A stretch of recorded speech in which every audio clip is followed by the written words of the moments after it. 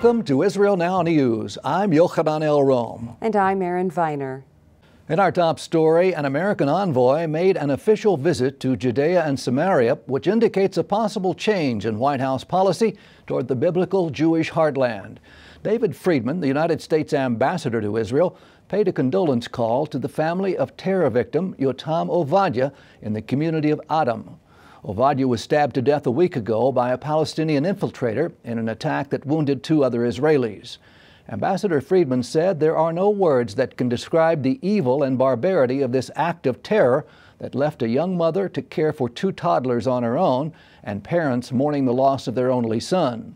The Arab terrorist who was killed during the attack has been officially recognized as a martyr by the Palestinian Authority in recognition for having carried out what the PA described as an exemplary act for which he will be rewarded in the afterlife by Allah in accordance with the religion of Islam. Masked Muslims rioted on the Temple Mount in Jerusalem after Islamic Friday prayers. The mob hurled rocks and discharged fireworks in the direction of Israeli police. The Al-Aqsa Mosque compound was temporarily closed while security forces restored peace. The violent confrontation occurred near the Western Wall, revered by Jews as the last remaining vestige of both ancient biblical temples. Muslim rioters have unfortunately turned the holy site into a frequent flashpoint of Israeli-Arab friction. A photography exhibition has been opened at the United Nations headquarters in New York, sponsored by the Israeli Mission. It presents a series of before and after images of southern communities in the Jewish state to show the world the shocking extent of ecological arson terrorism waged by Hamas. While endangering Israel's civilian population, Arab terrorists have burned thousands of acres of farmland and fields by flying incendiary balloons and kites over the border of Gaza. Other means include burning tires and setting fire to a live falcon. Irreparable damage has been inflicted on crops, wildlife, flora, and fauna. Israel's UN ambassador Danny Danon accused Hamas of cruelty and cynicism by turning playthings into deadly weapons. He stressed that the IDF will respond with force until the fire terrorism has been completely eradicated. The United Nations-led support agency for Palestinians, known as UNRWA, just cut more than 250 jobs, sparking a wave of protests outside its Gaza field office. The organization has faced a cash crisis since its biggest donor, Washington, slashed funding earlier this year. U.S. President Donald Trump authorized the transfer of only $60 out of the $360 million that was expected. The aid was withheld after Trump questioned its value and said that assistance will only be forthcoming if the Palestinians agree to renew peace talks with Israel and make certain reforms, none of which have taken place so far. In related news, U.S. Ambassador to the UN, Nikki Haley, blasted Middle Eastern countries and North African nations that failed to contribute anything at all to UNRWA. She said that while the U.S. made good on its pledge to give $364 million in 2017, Iran's contribution was zero, Algeria's contribution was zero, and Tunisia's contribution was zero. The American envoy then pointed out that donations from Pakistan, Egypt, and Jordan ranged only between $20,000 and $668,000. Haley went on to slam the international community, and specifically Arab states, for failing to tell the truth to Palestinians. She accused those professing solidarity with Palestinians of doing nothing to improve their lives, but instead offered only disingenuous support, cheap talk, and vitriol against Israel. A vessel attempting to break the maritime blockade of the Gaza Strip was stopped and seized by the Israeli Navy after it ignored commands to reverse course. The ship, called Al-Awdwa, meaning return in Arabic, was part of the so-called Freedom Flotilla and sailing under a Norwegian flag. Claims that the former fishing boat was loaded with medical supplies were refuted by a journalist on board who reported that there were few supplies and that the challenge was mostly symbolic. Israel enacted the naval blockade to prevent weapons and other contraband from reaching Hamas after the terror group seized control of the enclave. But Israel nevertheless facilitates regular shipments of humanitarian supplies into Gaza. Similar to previous flotilla incidents, the 22 Al-Awdwa anti-Israel protesters were detained, questioned, and deported. Israeli Air Force jets struck rocket launchers in Syria in retaliation for the firing of 2 BM-21 Grad missiles by the Islamic State that slammed into the Sea of Galilee. Residents in the Israeli Golan Heights were startled by screaming air raid sirens during the incident. Military authorities announced that the IDF will act against any attempt to harm the sovereignty of the State of Israel and the security of its residents. The rocket launching was part of a spillover violence from the civil war raging in Syria and came just one day after a female IDF officer shot down a Syrian warplane that crossed into Israeli airspace. Meanwhile, wary IDF forces kept close watch on pro-Damascus troops as they raised the Syrian flag in the largely ruined city of Quneitra near the Israeli border. The move marks a major government victory over surrendering rebel forces who were once backed by the United States, Jordan, and the Gulf Arab states. Israel is concerned that Syrian President Bashar al-Assad will permit an increased presence of Iranian and Hezbollah terrorists that will now push into that territory. Israeli Prime Minister Benjamin Netanyahu used his latest English language video to call on the world to help the Iranian people. He related a fictional story representative of millions of Iranians forced to contend with many real-life deprivations, such as water and electrical shortages, due to annual governmental misspending of billions of dollars on war and terror. The Israeli premier said that in the interest of peace, his audience should help the people of Iran to raise their voice against a regime that oppresses them and denies them a life of dignity, prosperity, and respect. One version of the video included captions in Farsi, the language of Persia. Last month, Netanyahu praised the Iranian public for courageously demonstrating against Tehran's economic policies in the wake of the collapse of the national currency amid Washington's renewal of nuclear sanctions. U.S. President Donald Trump has made it clear that he is prepared to meet Iran's leader, Hassan Rouhani, without preconditions to discuss how to improve ties between Washington and Tehran. During statements at a White House news conference alongside visiting Italian Prime Minister Giuseppe Conte, the president expressed willingness to meet with any parties, especially in cases where war is at stake. He went on to reiterate that his previous summit with Vladimir Putin of Russia was a success in terms of protecting Israel, the future, and economic development. During the first ever visit of an Israeli president to Serbia, Rivlin hailed relations between the two nations, whose people suffered from the Nazi occupation during the Second World War. Almost two-thirds of 33,000 Jews who lived in Serbia, then a part of the Kingdom of Yugoslavia, were killed or deported to death camps by German troops assisted by the Quisling regime in Belgrade. Only 1,185 Jews presently live in Serbia. Rivlin told reporters that what happened during the war should not and cannot be forgotten. These words were also echoed during the Israeli leader's visit to neighboring Croatia. Rivlin toured the Jasenovac death camp with his Croatian counterpart. The Israeli president said, "We are all obligated to make every effort to honor the memory of those who perished, and that only by honesty and bravely dealing with the past and by educating the younger generation can we say from this terrible place, never again." Pakistani cricket icon turned politician Imran Khan has declared victory as the nation's next premier after a dispute over the vote. Many people are unaware that the candidate was once dogged by vicious allegations and anti-Semitic conspiracies because his first wife, Jemima Goldsmith, had a Jewish grandfather. Her ancestor was German-born Frank Goldsmith, who later became a wealthy British member of Parliament. Khan's political enemies in the Muslim-majority nation spread disparaging innuendos involving alleged Jewish financing and Jewish connections, even though Goldsmith had been raised a Christian and converted to Islam to marry Khan in 1995. The couple had 2 children before divorcing in 2004. Jemima congratulated her ex on his victory, writing in a Twitter message that, "My son's father is Pakistan's next PM 22 years later after humiliations, hurdles, and sacrifices."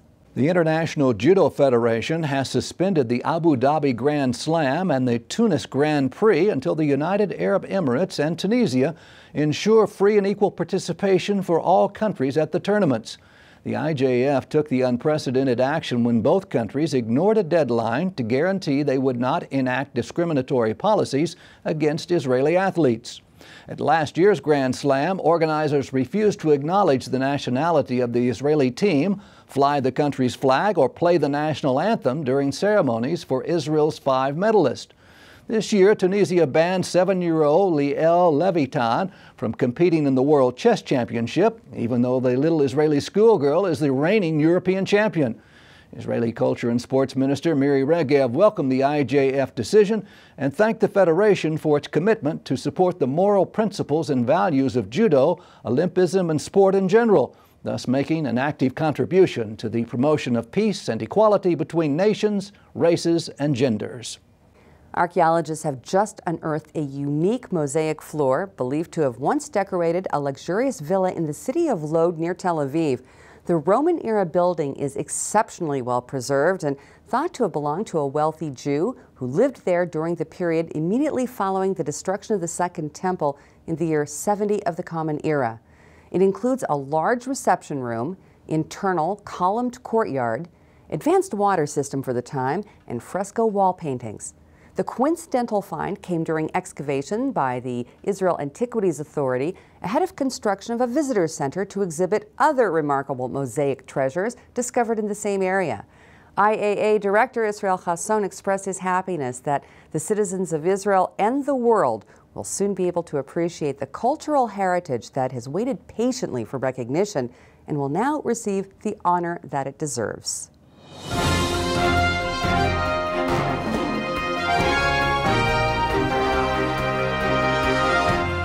That concludes the news portion of our show. Stay tuned for Ask the Source with Josh Reinstein.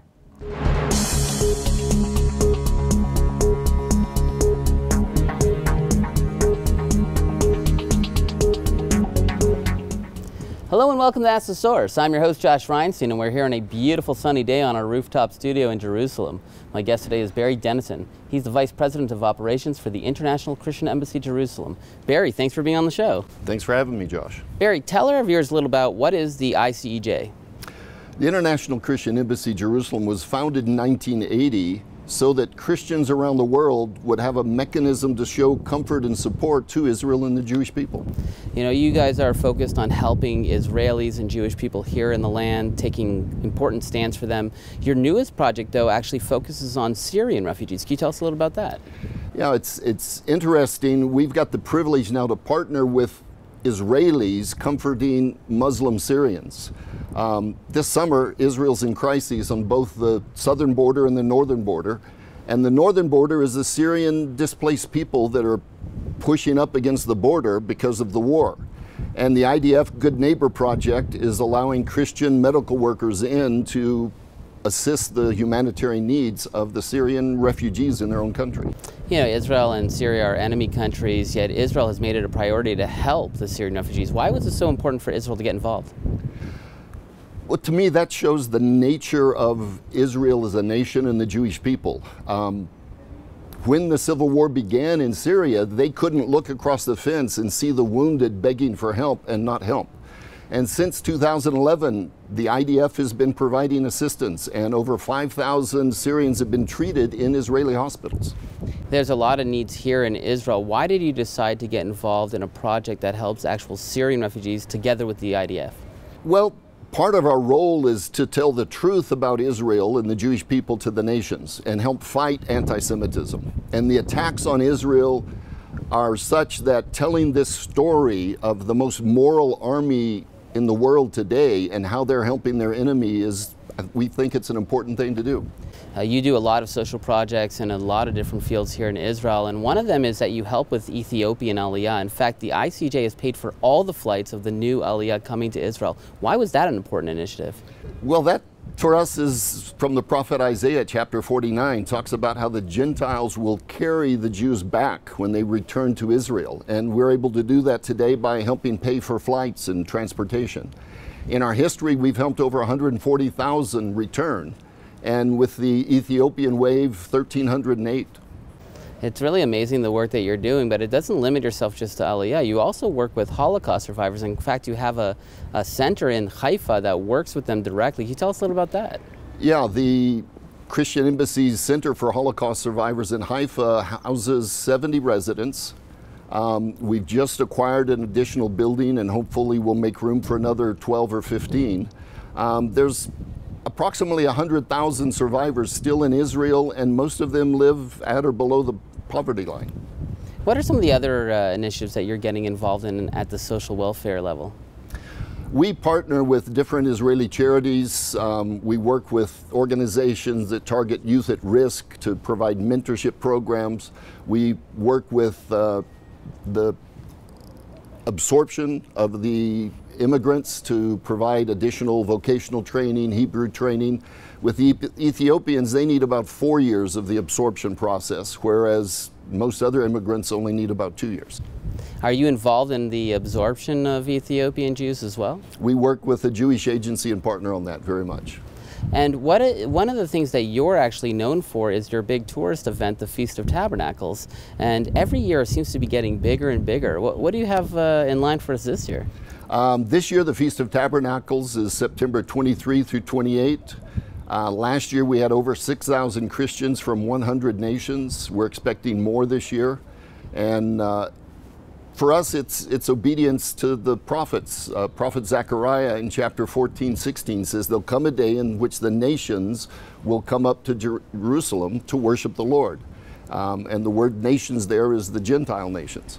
Yeah, you were formed as the Christian Embassy because you wanted to take a stand when all the embassies left Jerusalem and say that Christian Embassy is actually here in Jerusalem. Now that the U.S. Embassy is here and the Paraguay and the Guatemala, how do you see your role in that regard? Well, we're still working with our offices around the world. We have offices in about 70 nations to encourage those nations to move their embassies here. But we were never a diplomatic embassy. We're an embassy representing the Bible-believing church to comfort Israel, and that role to show comfort continues, no matter how many embassies are in Jerusalem. Back to the issue of the Syrian refugees, you actually have a personal connection. Your wife was directly involved in helping them. Can you tell us a little bit about your personal story? September last year, my wife went in with a medical team that the IDF allowed to go in. It was a 3-hour horseback ride into the village where they worked. It was totally top secret. The IDF wouldn't let us tell anybody about it. She came out in November, and for me, it was more traumatic for me letting her go than her being there. But amazing stories of how they saved lives. 6 children were born through cesarean section who either they or the mother or both would have died had the surgical team not been there. And are we hearing more of these type of stories of Christians going onto the ground in Syria and actually helping directly, or is this something that's kind of waning now? No, it's growing. In fact, the IDF is asking for 4 different sites of Christian medical workers because of the mass of the refugees. And there are currently 17 Christian workers on the ground in Syria that have come through cooperation with the IDF. Christians in Syria have been massacred. I mean, if you're a Christian in Syria, you either have to convert or you're beheaded or you have to pay protection money, which most people don't have. Why isn't there more of an outrage in the Christian community about what's happening to actual Christians in Syria? That's a question that begs for an answer, much like the ignoring of the Holocaust when it occurred in World War II. I think the big part is the Christian communities in northern Syria and Iraq, or more the Assyrian Christians, and they have no ties to any of the international other expressions of the body of Christ. We see that Christians are under attack in the Middle East more and more. Is this something that people are going to be speaking about more in the future, or do you think it's just going to be business as usual? That all depends on the media. As a Christian media, we're trying to tell that story more. What does the future hold for the ICJ? What's coming up in the pipeline? Next summer, we plan to hold our first school of ministry for Christians from around the world to come and study in the land for 4 weeks. So that's the most exciting new thing we'll be doing. There are literally tens of millions of people watching this show. What message do you have for our viewing audience? Pray for the peace of Jerusalem and come join us at this Feast of Tabernacles this year. Thank you, Barry, for being on the show. And thank you for tuning in to Ask the Source. I'm your host, Josh Reinstein. Now back to the studio.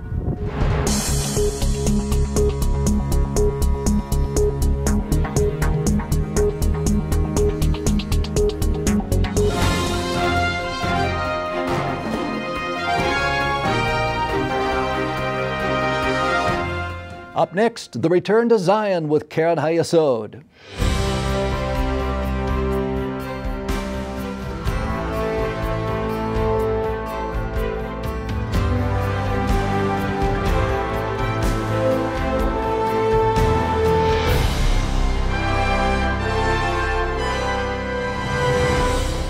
Shalom and welcome to the Return to Zion with Keren HaYesod. I'm Eliezer Moody Sandberg, World Chairman of Keren HaYesod, the leading official fundraising organization for the State of Israel. Aliyah is the secret to the success of the modern State of Israel.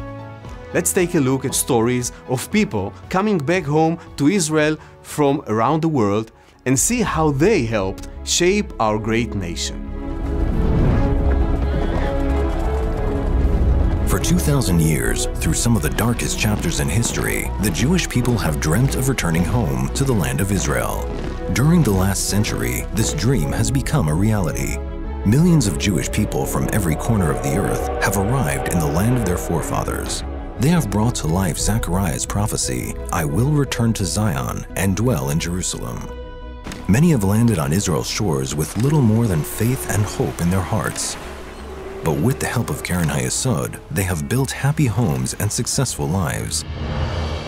And some of these new arrivals have become the leaders and pioneers building the future of the Jewish state. Sofa Landver was born in Soviet Russia in 1949, just as the Cold War was taking its grip on the world. Any public display of Judaism could prove dangerous. But Landver was determined to reach the Jewish homeland and eventually arrive in Israel in 1979. She has since dedicated herself to public service, becoming a Knesset member in 1996. Landver is currently Minister of Aliyah and Integration, helping Jews across the world make their home in the Jewish state. בשנת 79 הגעתי לכאן, נסגר מסך הברזל, אני זוכרת מה אני עברתי במדינה שלי. זה לא פשוט לעזוב בית ולהגיע למדינה ולהתחיל את הצעדים הראשונים ולהתקדם יחד עם משפחה, יחד עם חברים, ללמוד שפה. אבל כל בן אדם עובר את זה, ולפחות רק כאן הוא מרגיש זה הבית. Michael Oren grew up in the freedom of New York, but he too felt the burning desire to return home to Israel, emigrating alone in 1979. Despite having no family in Israel, he fought as a paratrooper during the 1982 Lebanon War. Oren then built a glittering academic career, becoming one of Israel's leading thinkers, commentators, and authors. His prominence led Oren's appointment as Israel's ambassador to the United States in 2009, Israel's most important diplomat. Oren continues to guide Israel's future as a member of parliament today. Israel is the nation state of the Jewish people. We need to band together to assist those who are the neediest, help absorb those who want to move to the state of Israel, to be repatriated to their ancestral homeland, and the integration process for them will be challenging. And today I'm immensely proud to be part of that continuing epic story of your involvement, of our involvement in making the Zionist dream not just a reality, but a shining reality. Another Israeli ambassador to return to their country of birth is Belenish Zavadia. Zavadia was rescued from a remote village as a young child, arriving in Israel with no family, facing a strange new life all alone. Having graduated Hebrew University, she embarked on a diplomatic career. Zavadia has served the country across the world and incredibly returned to Ethiopia as Israel's ambassador in 2012. הייתה לי הרגשה מעורבת. מצד אחד אני עוזבת את המשפחה שלי באתיופיה כי באתי לבד. ובצד שני כל הזמן אבא שלנו והמשפחה שלי, כל הדורות חלמו להגיע לארץ ישראל, למדינת ישראל, והחלום שלי הולך להתגשם. אני מכירה את קרן HaYesod טוב מאוד, את העזרה שלהם, את התמיכה שלהם. הם מפעילים את אולפן הציון. משם למדתי את העברית הבסיסית. עם זה הלכתי לאוניברסיטה, עם זה עד עכשיו, זה מה שמשמש אותי. זה מה שבנה אותי. From Russia, United States, and Ethiopia, Sofa Landver, Michael Oren, and Belenish Zavadia represent a true ingathering of the exiles, as envisaged in scriptures. Jeremiah's prophecy, "Your children will return to their borders," is happening before our eyes. And with your support, you can ensure that Keren HaYesod helps many more make the journey home to Israel, guaranteeing that the dream of 2,000 years continues.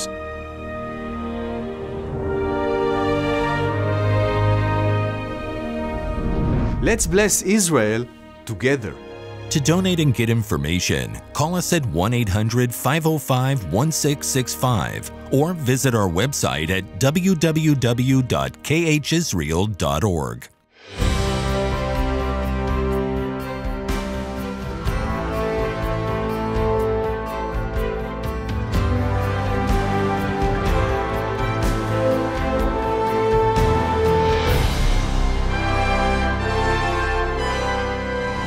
This is a tough story, but you need to hear it.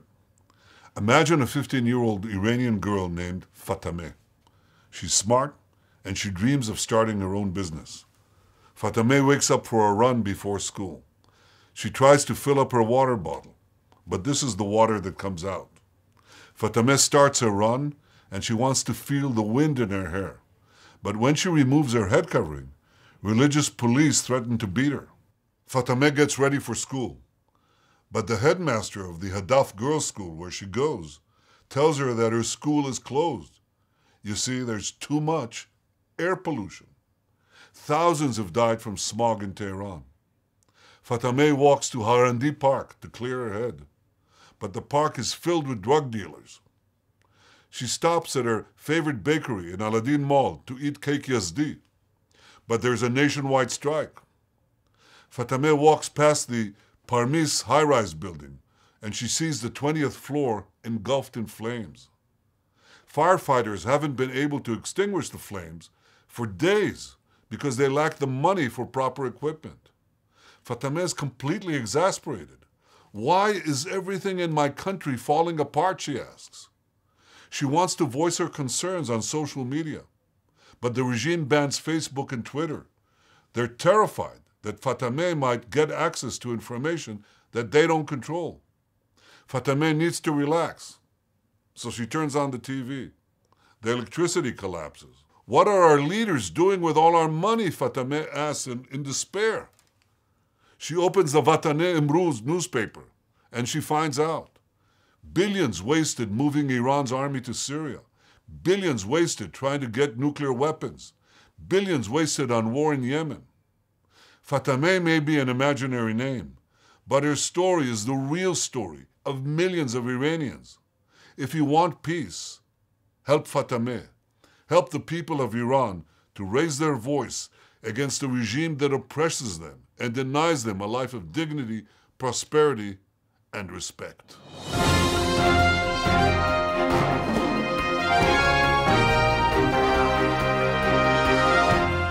That's all for this edition of Israel Now News. I'm Yochanan Elrom. And I'm Erin Viner, reporting from our studio in Jerusalem. Please join us again next week for all of your Israel updates.